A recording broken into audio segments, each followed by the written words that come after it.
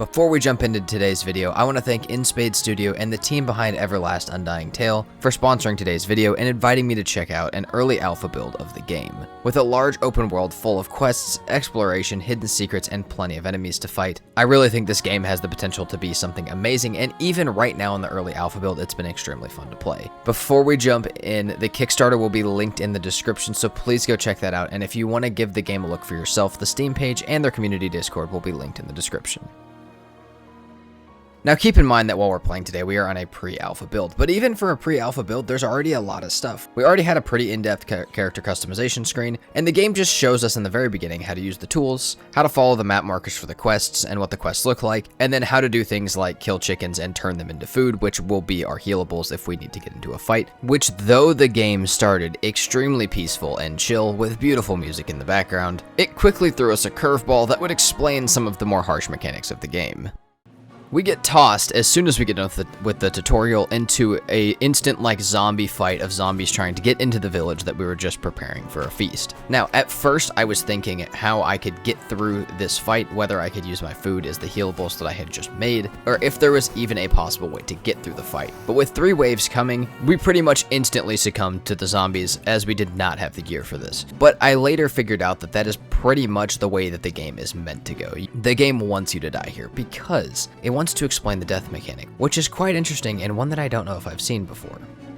First of all, when you die in this game, you are pretty much afflicted with a curse to go back into the regular world, and while you kind of have to live forever with this curse, it is what allows you to respawn. Okay, so the game builds lore behind why you can respawn. Makes sense. However, when you die, the items that are on you, and this will be explained in a little bit in more depth, or we'll at least see it happen to us, but when you die, the items that are on you, you can only take a few of them with you back to life, which means if you sit there and farm all day long, and then let yourself get killed, you will have to buy back most of those items from Adon or Death himself, meaning you cannot just go out on journeys completely unprepared. You have to prepare, you have to bring food, and you have to be smart about when coming back is a smart idea, or else it may cost you a lot of your time or money that you spent getting out there.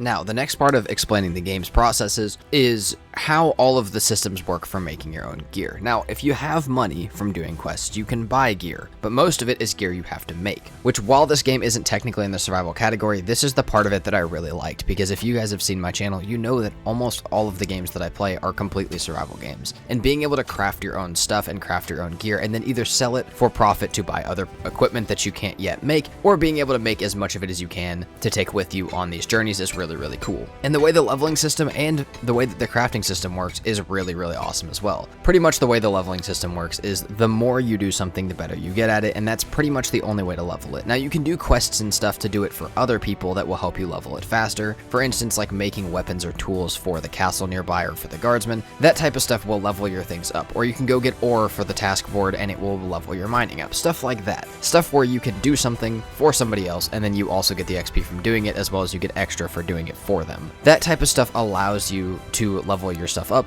but that's the only way that you can get better at actually making things. The other thing is, the process of manually crafting itself is something interesting. It is almost like its own little mini game that the faster you do it, the faster you complete the random tasks given to you, the better of a weapon you have the chance to make. And from my experience, I'm not sure if this is how it works or not, but it seems like once you get it crafted really well, like once you make a really good one, that you can auto-craft the rest of your gear or that piece of gear at that same level. So say you get an S tier craft, you can just auto-craft it S tier now. Not sure if that's how it works or not, but that's how it seemed to be working for me. And having a little mini game to actually make it so you have to craft your items is really cool. We're also introduced to the bank system. Now, this is when the death thing comes in, where if we die, that we lose part of our items and we have to buy them back. Because for free right here and at most of the towns, you can put your stuff in a bank box and they will keep it for you. So this means if you have a lot of valuable stuff that you do not want to use or sell, you can put it in the bank so you don't lose it on death, which is nice. But that does mean that this is kind of like the safe point we'll have to get back to. If we go out on a long journey, we get a whole bunch of stuff, we'll have to make it alive back to this point if we want to see all of our stuff again for free.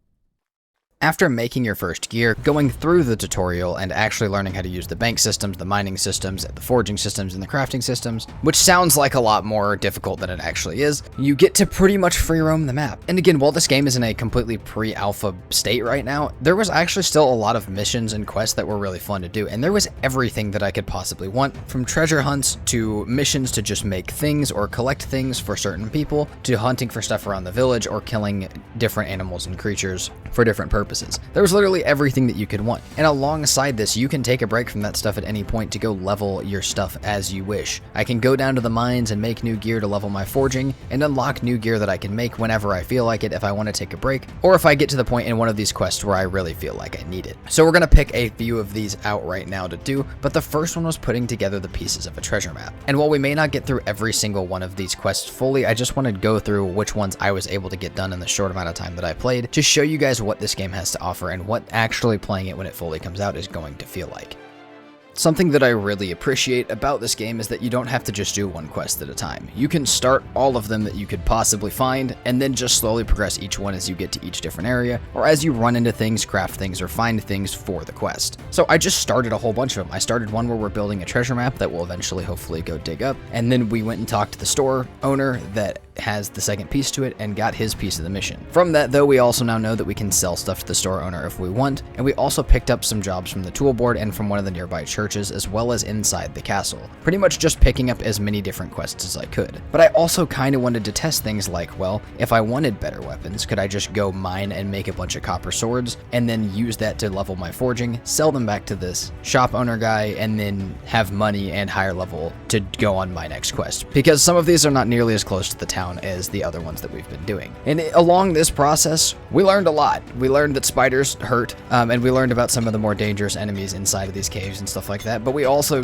did find out that making a bunch of tools and weapons and selling them back to the store owners, even if it's not for a quest, is a really, really good way to do this. So while we won't spend too much time doing it, every time that we need to level up or get stuff ready, like new gear, for a quest before we leave the town, we are definitely going to come back here and spend a little bit of time doing this, because we get money, we get gear, and we get experience just for hanging out in the mine, which makes it feel really rewarding without it taking too much time. And one of the last quests that I got around to doing dealt more with the magic side of this game, which, while I'm sure expands a lot more in the later end of this game when they add it, is still really cool right now. We get to like summon undead spirits and also deal with things that interact with how our curse treats our body and what it allows certain things in the world to interact with. Now, I don't want to give too much away because I want you guys to experience part of this game yourself whenever you guys have the opportunity to. But for right now, just the pure scale of the openness of this game, this pure scale of the free choices that you have, and being able to do literally whatever you want, with mechanics from combat to things that feel like survival, and then also a good storyline to each of these missions and stuff like that. This game, as I said at the beginning, has an insane amount of potential, and I'm so excited to be working with them on this as they get it into development and as they get it closer to early access. But because there is only so much in the game right now, and because I do want you guys to get to experience some of this stuff in the early game on your own whenever you guys can play it, that is going to be it for today. But let me know what you guys think. Go check out their Discord, go check out their Steam page, and definitely go check out their Kickstarter in the description below at the very top. And yeah, let them know what you think. If you guys see things or have suggestions, they have spots for it in their Discord. If you guys see things in the video that you think you should suggest or talk about, leave it even in the comments, as they may see that as well. And just keep this game in the back of your brain as the development happens, because we will be covering it on the channel as different things come out about it. But for right now, go check out their Kickstarter. Thank you once again so much, In Spades and the team behind Everlast Undying for sponsoring this video, and I will see you guys next time.